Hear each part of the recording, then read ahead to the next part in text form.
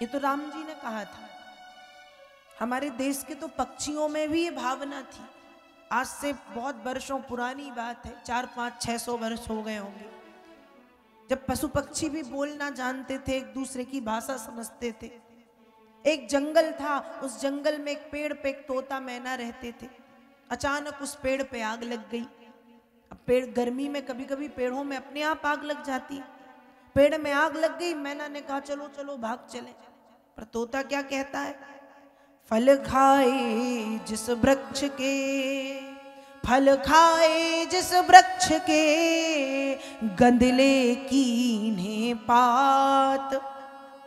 आज हमारा धर्म है, जले वृक्ष के साथ।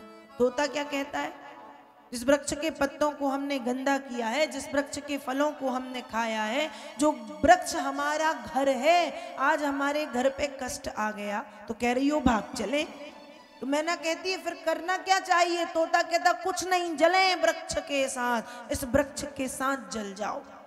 तब वो तोता और मैना उस वृक्ष के साथ जल करके राख बन गए। कहने का मतलब है जननी जन्मभूमिश्च स्वर्गादपि गरीयसी। माता और मातृभूमि के महत्व को कभी कोई उनके ऋण से उर्ण नहीं हो सकता, मुक्त नहीं हो सकता। ये मातृभूमि का महत्व है, ये मातृभूमि की महिमा है। इसलिए हम भी इस देश के वासी हैं, हमें भी अपनी मातृभूमि के प्रति समर्पित होना चाहिए। कैसे होना चाहिए? समर्पित। इस देश में कुछ ऐसे ऐसे लोग हुए हैं जिन्होंने इस देश के साथ गद्दारी की, लेकिन जब गद्दारी की तो क्या हुआ? उनका नाम लोग आज भी घृणित दृष्टि से लेते हैं।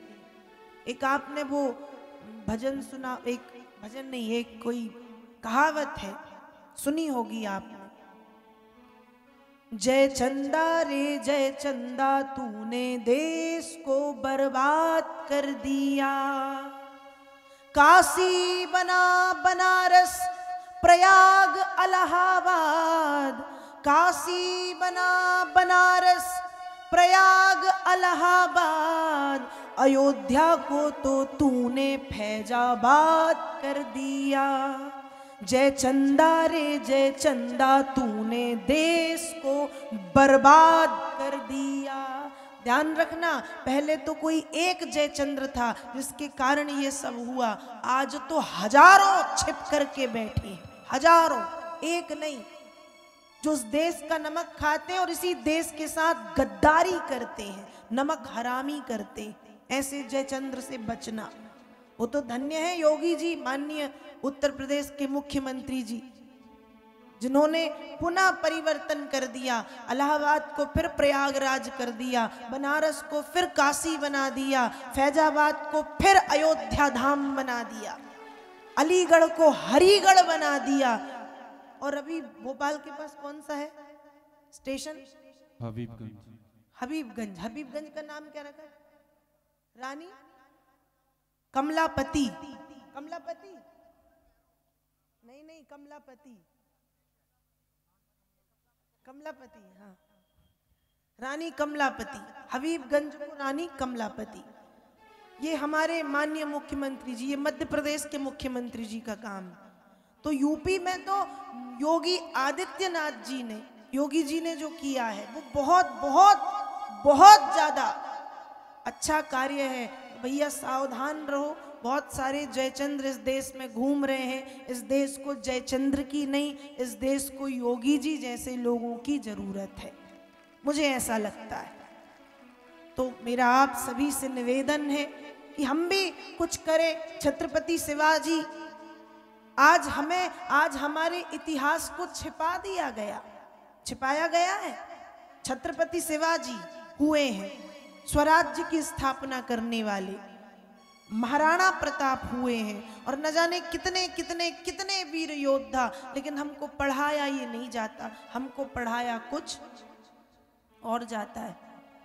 हमको पढ़ाया जाता है अकबर महान थे, हमको पढ़ाया जाता है मोहम्मद गौरी, मोहम्मद गजनवी, ये वो जिसने इस देश की संस्कृति पर कुठाराघात किया है, जिन्होंने इस देश की न जाने कितनी कितनी पवित्र मंदिरों में प्रवेश करके मूर्तियों का खंडन कर दिया, उनकी गाथा पढ़ाई जाती। तो मेरा तो एक और निवेदन है कि हमारे पाठ्यक्रम में भी परिवर्तन होना चाहिए। हमारे पाठ्यक्रम में राम कृष्ण छत्रपति शिवाजी महाराज, महाराणा प्रताप की कहानियों को पढ़ाना चाहिए, इनकी महानता को बताना चाहिए। और मुझे विश्वास है कि वो समय भी आएगा जब हमारे इतिहास में ये चीजें पढ़ाई तो जाती हैं, लेकिन सिर्फ स्पर्श करके बस थोड़े से में। तो मेरा निवेदन है कि जिसका विस्तार से अध्ययन हो उसका विस्तार से होना चाहिए। तो जयचंद्र मत बनो। इस देश के बहुत बड़े बड़े वीर योद्धाओं ने इस देश के लिए बहुत कुछ किया है। जैसे कि लगभग 22-23 वर्ष की उम्र में फांसी पर चढ़ गए चंद्रशेखर भगत सिंह, गोली मार ली चंद्रशेखर आजाद ने, राजगुरु सुखदेव और न जाने कितने कितने कितने लोग इस देश में हुए हैं। लाल बहादुर शास्त्री जी जैसे लोग हुए, जिनके महत्व को और जिनके महत्वपूर्ण योगदान को छिपा दिया गया। एक बड़ी प्यारी कविता है, जब मैं 12वीं कक्षा में थी तब मैंने पढ़ी थी, तो वो मुझे अब तक याद है। कृष्ण सरल जी, आपने भी पढ़ी होगी, एक कवि हुए हैं हिंदी साहित्य के, थोड़ी सी मुझे याद है तो मैं आपको भी बताती। बड़ी प्यारी, बड़े सुंदर भाव थे। देश की स्वाधीनता पर आंच तुम आने न देना, जिन शहीदों के लहू से लहलहाया वतन अपना, उन वतन के लाडलों की याद मुरझाने न देना। देश की स्वाधीनता पर आंच तुम आने न देना। देश की स्वाधीनता यूं ही हमें नहीं मिली है, अहिंसा से नहीं मिली स्वाधीनता। हर कली इस बाग की कुछ खून पीकर ही खिली है। मस्त सौरभ रूप या जो रंग फूलों को मिला है, वो शहीदों के उबलते खून का ही सिलसिला है। देश का निर्माण जब ध्वंस डटकर चल रहा हो, देश का कल्याण गहरी सिसकियां जब भर रहा हो, आग यौवन के धनी तुम खिड़किए शीशे न तोड़ो, भेड़ियों के दांत तोड़ो, गर्दने उनकी मरोड़ो, जो विरासत में मिला वो खून तुमसे कह रहा है, सिंह की खेती किसी भी स्यार को खाने न देना। देश की स्वाधीनता पर आंच तुम आने न देना। अहिंसा से नहीं हुआ है कुछ। इतने इतने इतने बलिदान, चंद्रशेखर आजाद, भगत सिंह, खुदीराम बोस, राजगुरु, सरदार वल्लभ भाई पटेल, लाल बहादुर शास्त्री इत्यादि इत्यादि जैसे लोग जो मौत के घाट उतर गए इस देश की स्वतंत्रता को लाने के लिए। और रानी लक्ष्मीबाई का योगदान, 1857 की क्रांति, एक मातृशक्ति का योगदान। चमक उठी सन 57 में वह तलवार पुरानी थी, बुंदेलो हर बोलों के मुंह हमने सुनी कहानी थी, खूब लड़ी मर्दानी वो तो झांसी वाली रानी थी। सिंहासन हिल उठे राजवंशों ने भ्रकुटी तानी थी, बूढ़े भारत में आई फिर से नई जवानी थी, खूब लड़ी मर्दानी वो तो झांसी वाली रानी थी।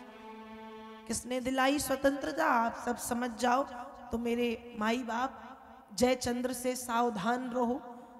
बहुत सारे हैं इस देश में जयचंद्र जो इस देश को बदलने पे तुले हुए हैं। हिंदू राष्ट्र एक ही है, हिंदू राष्ट्र को हिंदू राष्ट्र ही बना रहने दो।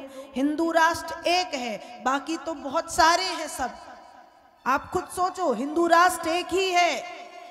तो मेरा निवेदन है कि जयचंद्र से सावधान हो। माताएं अपने बच्चों को वो बचपन का प्यार ना बताएं, वो ना बताएं माताएं अपने बच्चों को। टिकटॉक पे वीडियो और जो आजकल चल रहा है ना, वो मत सिखाएं। माताएं अपने बच्चों को भगत सिंह की कहानियां पढ़ाएं। माताएं अपने बच्चों को छत्रपति शिवाजी की गौरव गाथा सुनाएं। माताएं अपने बच्चों को, अपनी बेटियों को रानी लक्ष्मीबाई की कहानियों को सुनाएं, क्योंकि माँ ही है जो बच्चे का प्रथम गुरु होती है। तो मेरा निवेदन है, आपकी बेटी हो या आपके बेटे हो, उन्हें बहुत ज्यादा नाच गाना मत बताओ। वो नींव बर्बाद कर रहे हैं हम अपने देश की आने वाली पीढ़ी ये सब करा के। यदि सिखाना है तो हम अपने बच्चों को इतनी जो महान गौरव गाथाएं हैं, जो देश का महान इतिहास रहा है, उस इतिहास को पढ़ा करके अपने बच्चों को आगे बनने का प्रोत्साहन दें। साथ ही साथ अपने बच्चों में हम अच्छे संस्कार डालें, अच्छे संस्कार डालें। बच्चे आजकल फोन में लगे रहते हैं, बहुत सारे, सभी ठीक है, फोन में बच्चे लगे रहते हैं, ऑनलाइन पढ़ाई करते हैं, लेकिन ऑनलाइन पढ़ाई के साथ पता नहीं क्या क्या करते हैं। अब एक छोटा बच्चा हमारे घर के आसपास कोई रिलेटिव है, तो पता चला कि ऑनलाइन पढ़ाई करते करते करते करते वो कोई गेम होता है जो पैसे वाला खेला जाता है, तो उनके दादाजी का फोन था, उसमें से ऑनलाइन पढ़ाई और पता नहीं कौन सा गेम डाउनलोड करके खेलने लगा, तो 10 लाख रुपए गेम में ही चले गए। ऐसी कैसी शिक्षा, ऐसी कैसी ऑनलाइन पढ़ाई? पढ़ाई जरूरी है, लेकिन बच्चों पे ध्यान भी तो दो कि बच्चा पढ़ रहा है कि गेम खेल रहा है, बच्चा पढ़ रहा है कि कुछ वीडियो बना रहा है अपने खुद के, बच्चा पढ़ रहा है कि पता नहीं क्या कर रहा है। तो मेरा निवेदन है, बच्चों पे ध्यान दें, बच्चों में संस्कार डालें। जब हमारे देश की नींव अच्छी होगी तो वो महल भी, वो भवन भी भव्य दिखाई देगा। तो मेरे कहने का मतलब जो है शायद आप समझ गए होंगे। हमारे देश का जो भविष्य, हमारे देश का जो इतिहास था वो बहुत ही सुंदर था। एक